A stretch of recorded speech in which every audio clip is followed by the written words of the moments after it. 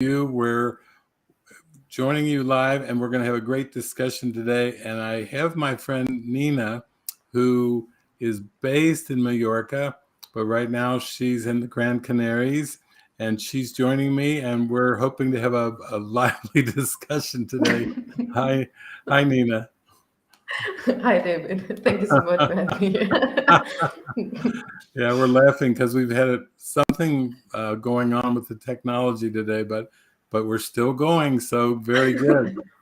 Well, yeah, it was a delight meeting you a few years ago in Mallorca. You drove a car and you came onto the other side of the island, the east side of the island where we were, and we had our center over in Mallorca. And so I thought I would come on with you today, and it's always fascinating to hear about people's spiritual journey.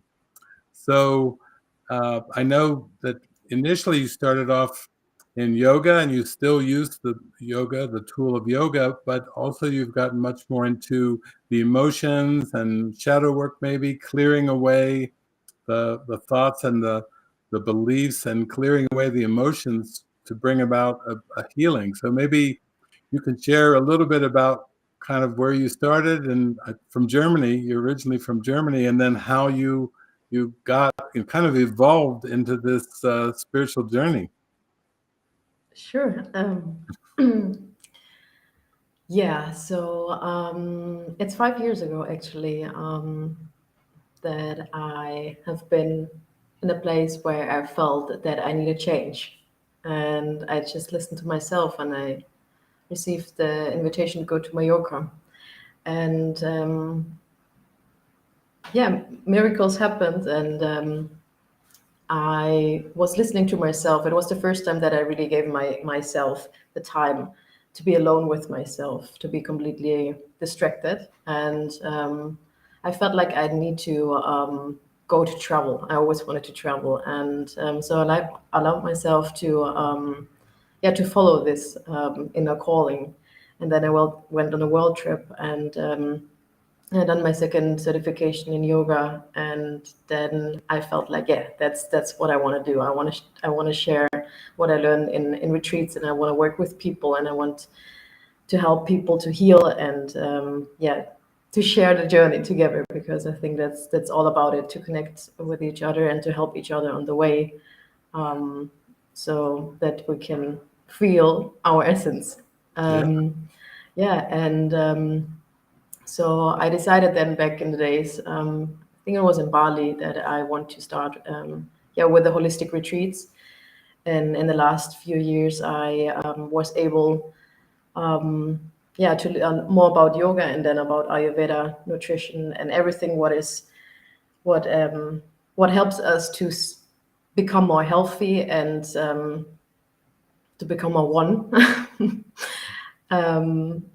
And nowadays, I'm working as a holistic wellness coach, and I offer help to people in need. And I help people to transform their unwanted emotions and emotional pain and unwanted beliefs into joy, so that they can feel their essence again and, yeah, live a love inspired life. That's great. Love inspired life. You're really like a life coach, a joy coach. And people know that to be consistently joyful, wow, it takes a lot of clearing, a lot of emptying, a lot of opening up our hearts to let the spirit and the light kind of flow through us. So you've right now, do you do a little bit of a combination of maybe occasionally some retreats there, either in Mallorca, or I know you've been to Mexico, the east coast of Mexico, and then a lot of video calls, Zoom calls with people who they're kind of like sessions of just where you open up your heart and just are there as the presence of love to help facilitate people going through this kind of transformation or catharsis, we could say. Yeah, that's true. Yeah. Yeah, I have one-to-one sessions, mostly online or in person, depends on the need. But yeah, I like to give space and to listen and to help with what I learned. Oh, it's beautiful. What was your experience in Mexico? I remember I was following along on Facebook when you came all the way across the ocean over there to the northern, eastern part of Mexico. And was that your first time coming to Mexico? No, it's actually now I was 4 times in Mexico already. A couple of years ago, I received an invitation from an older man if I would like to help him to go to Mexico and push him in a wheelchair. Ah, So I received the invitation to stay there in an eco resort for 4 weeks, and I just pushed him in the wheelchair. Um, and during this time, I had the possibility, yeah, to use the yoga offers there. So I had everyday yoga there, and my yoga teacher became a lovely friend for me. And he asked me one day, because he became sick, if I would like to cover his yoga class. And that was actually like the beginning. And then I figured out, oh, I would love to teach also in English. And yeah, so we had also a reunion over there. And yeah, to be honest, like I choose joy and I choose light, but I also found myself in a, how can I say, in a situation during the pandemic in Mallorca where we were not allowed to offer, for example, yoga classes, and I was also a bit worried. But then I questioned myself, okay, what do I really want, and what is now important for me? And I just heard always these words like Pachamama and Mexico came into my mind, and then I just went, and that was the best decision ever, because yeah, instead of following fear, I just follow to have trust, and everything what unfolded was amazing. So I'm very grateful for everything what happened so far. yeah, And Mexico in general, I, I I love the people. I think they're very generous, and yeah, I met so great people over there, and I think it's just a super beautiful, colorful, lovely lovely place, and you have all the possibilities to connect with nature there, and with the shamanism, it's such a real rich culture over there. yeah. So with the temazcal and all these possibilities what you have there to do different cleanses, it was very transformational, I would say. Yeah, yeah, that's funny. I received an invitation to go to Cancun and then one time to Playa del Carmen to like a kind of like an eco retreat center that was kind of out in nature, and it was very, very beautiful. And it was right before, it was the February there in 2020, right before the pandemic really came in, and I came back and over to central Mexico, where we have a center, La Casa de Milagros, and then we were having so much healing, so much love, and we were kind of, people were laughing and hugging and sweating, and then we put all the photos on Facebook, and everybody said, "Are you social distancing in there in Mexico?" And we said, "What?" Because it was at the very beginning, we were just having a natural healing experience, not even thinking about that. But so that's beautiful, because it sounds like that invitation to push this elderly man in a wheelchair, and then the possibility to do yoga, but then even more of a surrender to just thank you, thank you, higher self, for having me here, for letting me meet these wonderful people, friendly, generous people. And during the pandemic, it sounds like you were there, and just trusting moment by moment, like everyone was trying to do during the beginnings of the pandemic. Yeah. Yeah, so my first time in Mexico was like 4 years or 5 years ago, and I think, yeah, when we look back, we can connect the dots from our life, the different steps, and I think everything happens for a reason on our way. So Yeah. yes, it was a great time. So what do you like about Mexico so much that you decided to create there your retreat center? Well, I think, I mean, right away I was drawn to the people. I just met so many happy, friendly people. And then I used to just go to Mexico, over to the coast where you were, and then on the other coast. basically just to go and from my world travels, I just wanted to be by the water and hear the ocean and just be by the sand. And so mostly I went to pray and meditate. Puerto Vallarta, sometimes mostly over Puerto Vallarta, occasionally over to the other coast. But then when I went there and I did a gathering there in Guadalajara, I felt this like a strong swirl in my heart, and I could feel like something was coming. And I've been traveling around the world, and Jesus had been telling me this curious phrase. Uh, he was talking about. He was saying uh, it was like something to do with um, urban, some kind of an urban center or urban ministry, something like urban ministry. And I thought, what does that even mean? Because I'd been to all these, cities, Paris and London, and over to Beijing and Shanghai, and on all the continents, 6 continents, and so many cities. I said, what does urban ministry mean?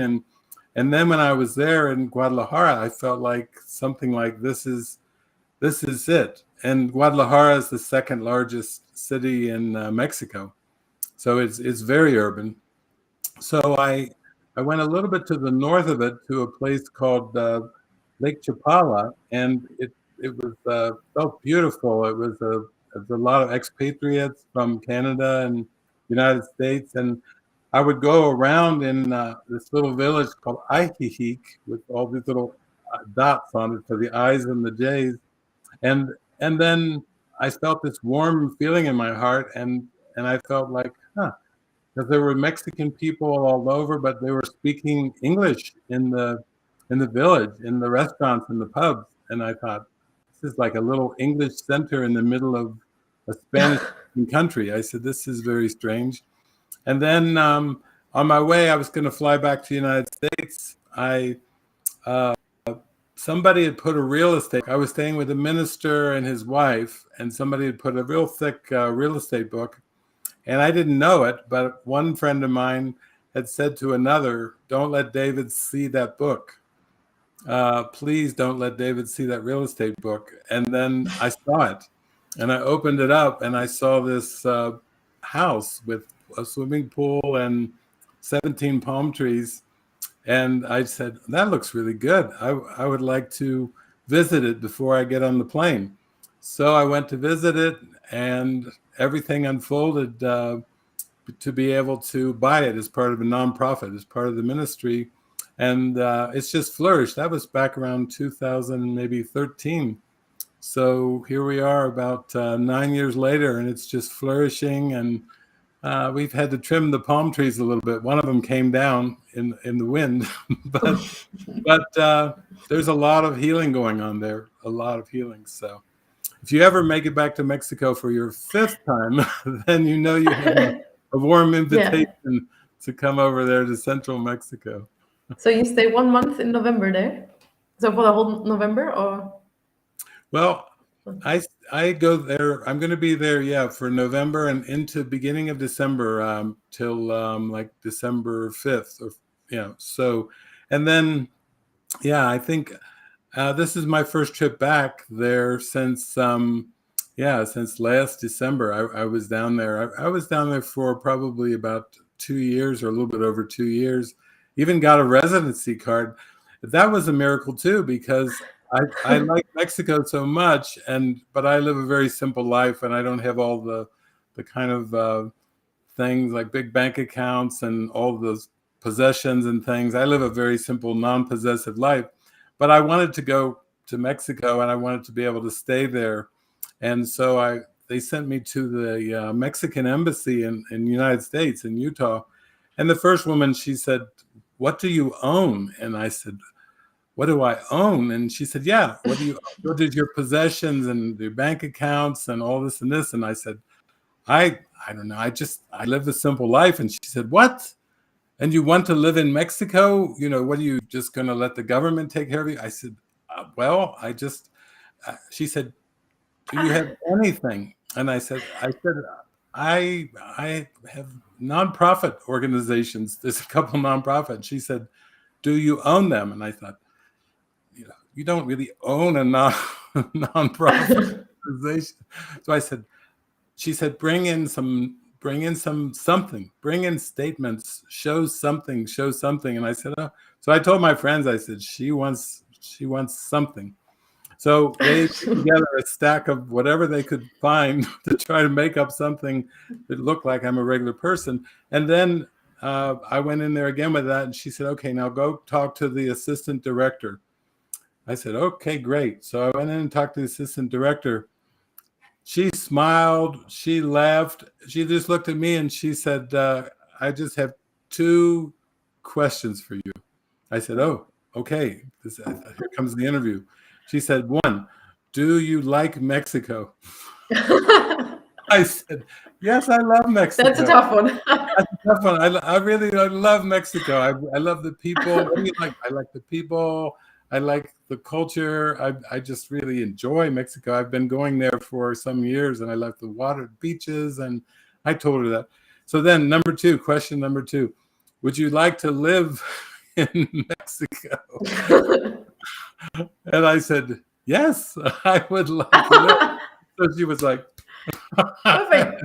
20 minutes later, I had a residence card for Mexico, and I was like, okay, this must be the urban ministry, Jesus, because I have never seen anything like that.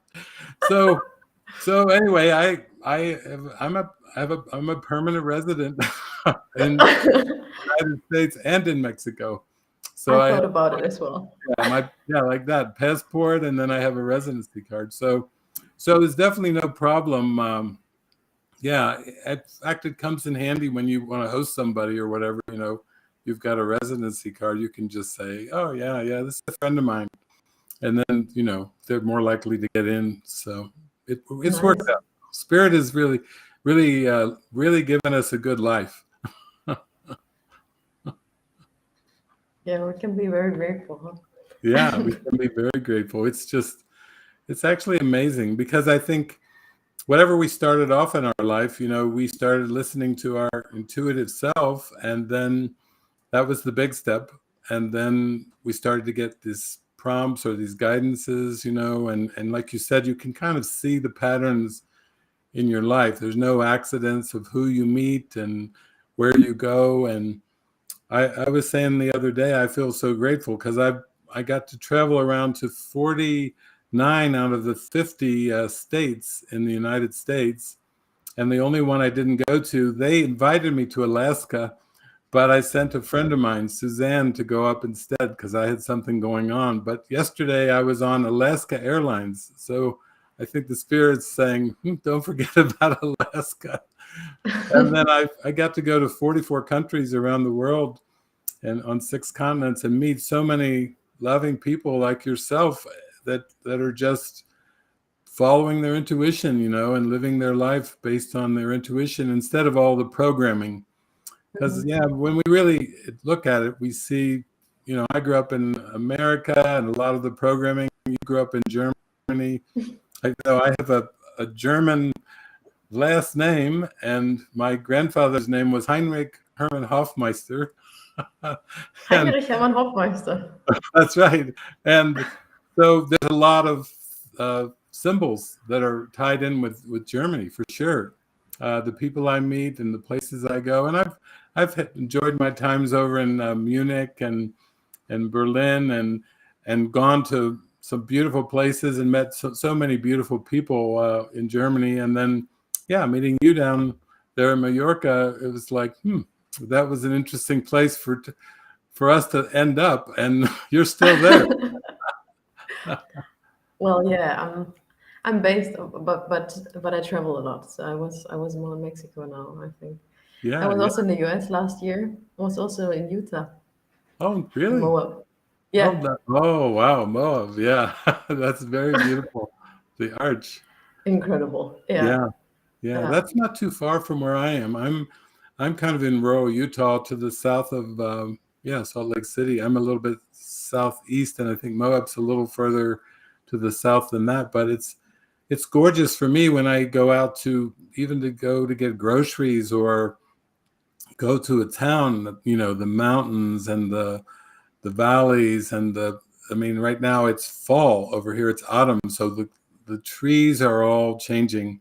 So I just take a drive and it's the mountains have all this either fire red or bright orange, or now it's all bright yellow, just beautiful, sharp yellow and evergreen trees, bright green and bright yellow. And I feel like that movie that Robin Williams was in called What Dreams May Come with Yeah. Annabelle Scorsese, where it's kind of like he's in an artistic world because his wife Annabelle, played by Annabelle Scorsese, she's an artist, so it's all these brilliant colors. And when I go to get groceries, that's the kind of scenery I have to look at for like 2 or 3 hours while I'm driving.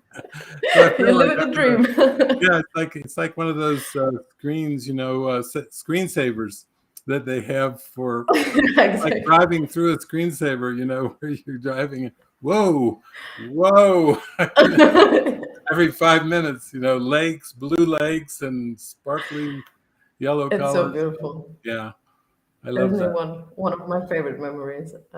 Yeah, Just yesterday, I went through through the pictures because I took the plane, right? And yeah, mostly when we're in flight mode, we have the time to go through our pictures. yeah, I love taking pictures, so yeah. Me too. yeah, lovely. So you go often for hikes as well? Not so much, but I think I would like to. I've got my hiking shoes, and I haven't been out as much. I mean, our monastery here in Utah is like 48 acres. So just when you walk around the monastery, you're kind of hiking all the time because it's quite a few acres. But we built these little like domes that we made them out of foam, so they're very insulated for during the summer and during the winter. And we have like wooden cabins. And this past year, I mean, I've been at this monastery since about 2009, and it's all the buildings are wood, so they're very beautiful. They look like pine wood or like stained wood, a little bit darker than pine.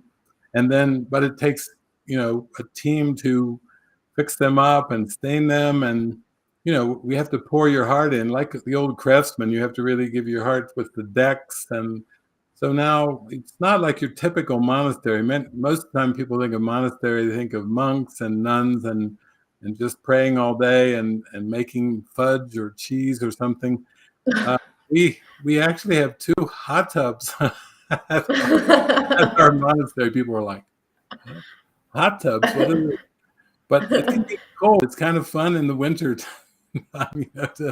be out there and meditating with these beautiful canyon and beautiful skies and gorgeous surroundings. And then you're in a hot tub out in the winter and you're just sitting there and you're feeling in communion with nature, because it's very quiet too. There's hardly ever a plane that flies over. So it's really pristinely quiet, which is good for a monastery. We're going to train our mind to be still, but we like when it's that still. And we were kind of in the spring, and we were saying, well, what could we do to fix the monastery up? And I said, well, maybe there's a canyon right here. It's a gorgeous canyon. Maybe we put a deck right on the canyon, and then it feels like you're out suspended overlooking this huge canyon. It'd be like on the edge of the Grand Canyon. Just build a nice deck, and I'll sit out there and give talks about enlightenment and self-realization, and everybody can see the view behind me while I'm talking. So we did that. And then we said, we really are about oneness, but I said, why don't we try to be more in harmony with nature? So why don't we turn this kind of into an eco center? And they said, what does that mean? I said, let's go green. So they said, go green. And I said, well, go green, go clean. Go green, be in harmony with nature, and then go clean your mind, like give up all the judgments and grievances and opinions. So for the last like 5 months, we've been doing go green, go clean. Right out my window, there are solar panels So that was one thing, was installing solar panels and getting, had to get a building permit and everything. So right now I'm speaking to you on solar power.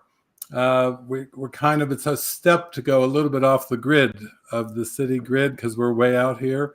So we have solar panels. We've been fixing up and insulating and, kind of really giving tender loving care to the buildings and the places, so that we're a little more in harmony with nature. And the goal, I said, is to be 100% in harmony with nature, where we're using the sunshine for the energy. We're going to have some gutters on our buildings to collect the rainwater and put them into container tanks.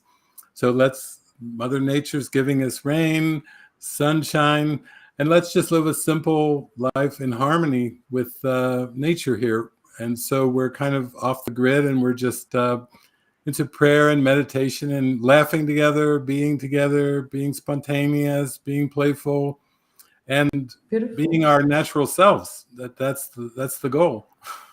Sounds perfect. Do you have also a permaculture garden already over there? Not yet. No, we do have a greenhouse. I mean, years ago, I felt like it'd be nice to have a greenhouse. So, but we're out in what I think in the world would call high desert. So we have it's very different from the eastern part of the United States, where I have a little peace house with green trees and everything.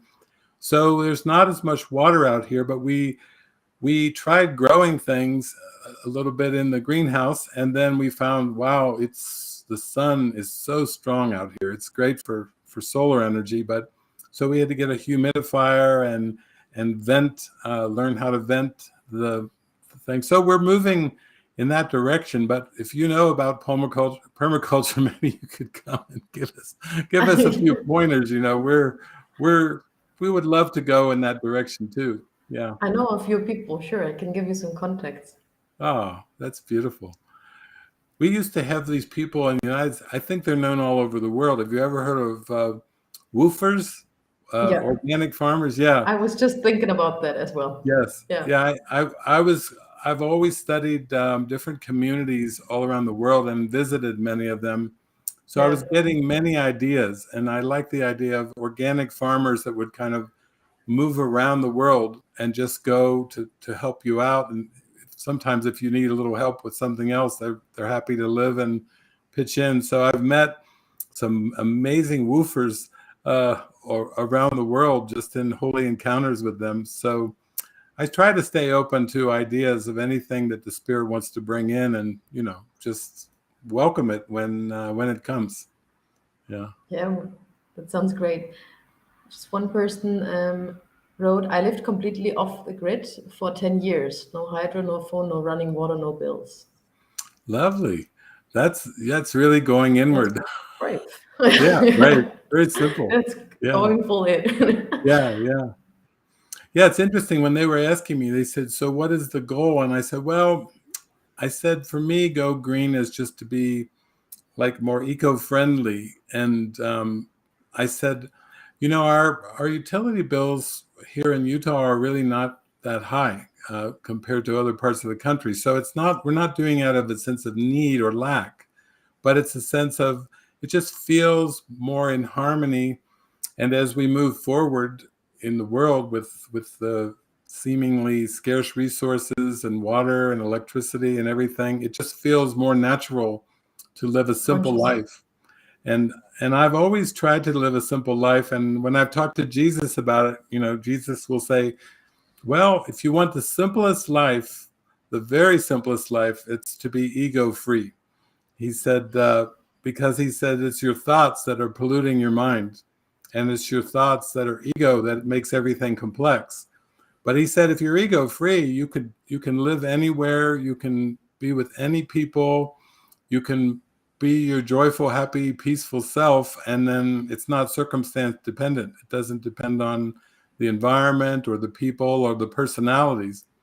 So I always tell people, yeah, that's my goal, is simplicity. But to me, simplicity is to be ego free. So that was my goal my whole life, was to just remember my true self. That was the goal. So true. When did you started to live like that?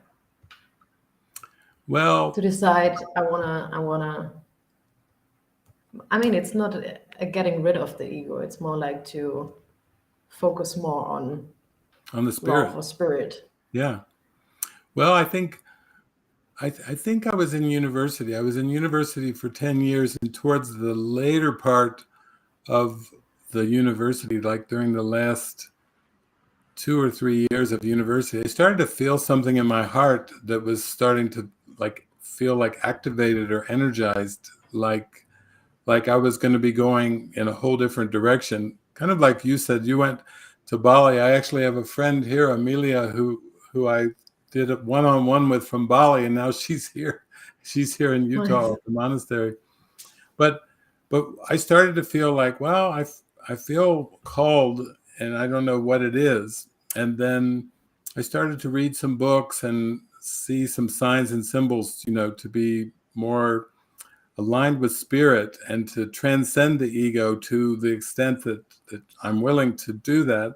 So then I was telling a group up in Portland yesterday, I think it was the night before, maybe 2 nights ago, that I just started to hear this intuitive voice very clearly.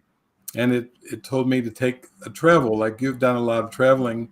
That I find that's a way to get out of the assumptions and the preferences, that when you just live in a little box, then you tend to think only about the little box. So the spirit took me traveling for, like, the first trip was like 5.5 weeks, and then the second trip was about 6 weeks. But I was told just go west, drive west. And then I had to learn how to be intuitive, because I was very analytical. I was in engineering and urban planning. I was very, very analytical, and the spirit was like saying, "No, you need to be intuitive and learn to follow your inner self and do that." So I started doing that when I traveled, and then I didn't realize it, but like, the spirit had like 2.5 decades of travel to really get me unhooked from the analytical mind. Like, I mean, really pull away from it completely, instead of trying to figure everything out, just be present and be intuitive. So, so that got me going. And then when the pandemic came, I really felt like right before the pandemic came, I heard Jesus saying again 2 words. Before, he got me to Mexico by saying urban ministry, and then he went, here, this is what I meant. And then he was saying digital ministry.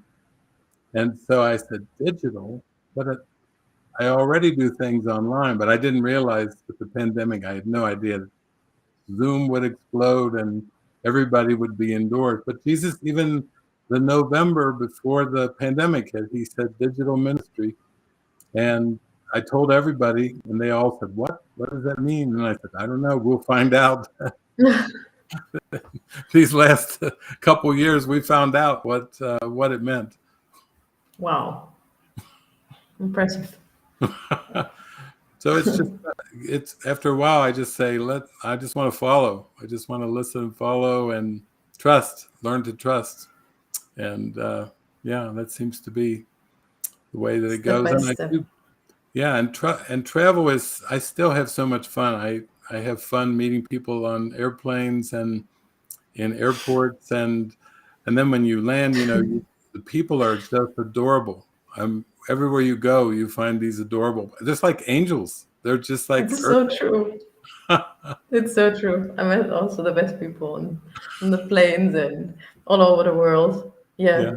Just yesterday, for example, was also very funny because I had the intuition to go to Santiago de Compostela to take the flight over Santiago de Compostela instead of Madrid.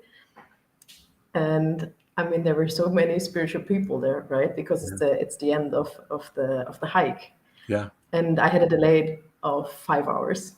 4 or 5 hours. So I had a lot of time there and different talks, and it was very interesting because they were able to share with me all their insights from their hike. So Ah, there was very very unique. It was kind of a film. It was not really real for me yesterday. yeah, yeah. That's beautiful. I do find we learn a lot just by listening to people. We're never where we are by accident, and then people show up and they sit down and they start talking to you, and uh, they're so friendly. And I find people do open up with me a lot. They'll sit down, they'll start talking to me, and then they'll talk for like a half an hour, and they'll go, I don't know why I just told you my whole life story because I never talked to anybody like this. But they just feel like safe, I guess, Exactly. to open up, and maybe that's just how it all works. We just trust in spirit, and we're there to listen and learn, and sometimes we talk, and sometimes we just listen. Yeah, Yeah. Can be very healsome yeah, for others just to be there for them to listen. Yeah. yeah, yeah. Well, I'm so grateful that you came on today. I knew we would just come on and have some fun. And I know you have friends in the United States and English-speaking friends. So, yeah, I'll send you the link, and you can share it with them so they can see how much fun we had. We just come together and enjoy the moment. And for those of you watching, this is the first time I kept getting the message that it said your live stream has been interrupted or stopped or something, and I thought that's never happened to me, but we persisted, and today fourth time was a charm. We we finally pulled it off. Maybe that's the lesson for today. Never give up. Yeah, never give up. Just have Persist, trust. persist. Yes. So, well, if you ever take a trip to Mexico, please message me on Facebook Messenger, and I would love to host you there. And of course, now that I know you've just been to Utah too, and Moab, that's very, very close to where I am. So you can come and check out our eco go green monastery we have here It sounds lovely. yeah, there's a lot of good hikes down by the Yes. river. Yeah, there's a lot Yes. of good hikes. I loved it. I loved it. Yeah, it's on my Yeah, list. very It's good, on my very list. good. I'm It would glad. be great to see you soon again. Yes, yes. Okay. Well, thank Well, you. thank Thank you you so so much. much. Thank you so much. Thank you, everybody. Thanks for Greetings tuning to in. everyone. Thank you. Bye bye. Bye bye.